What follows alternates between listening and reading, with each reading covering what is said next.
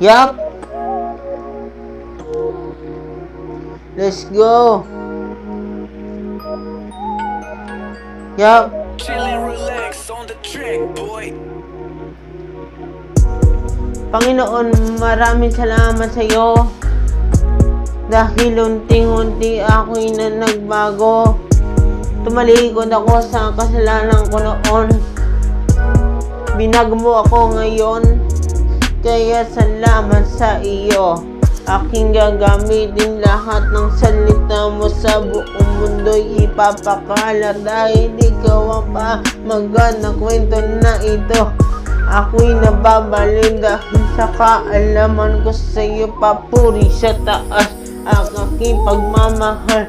Nakasulat sa Biblia, aking itatanim lahat ng salita mo. Ipapakalat ko to kahit ako'y makasalanan na tao. Binago mo lahat ng aking kamalian. Pinaintindi mo sa akin, bawal magtanim ng galit. Kaya salamat sa iyo. Muli natagpuan ang pag-ibig na wagas.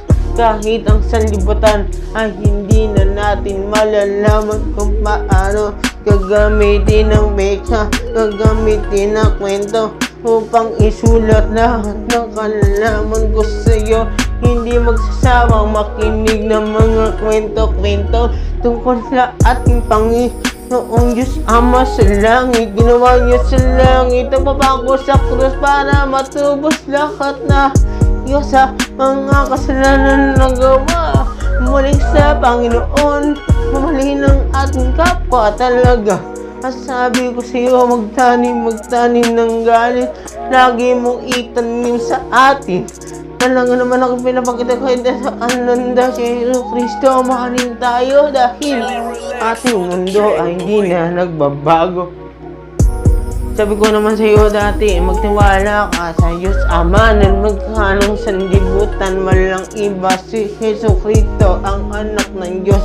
Siya ay pinako sa krus para matubos lahat ng kasalanan niyo.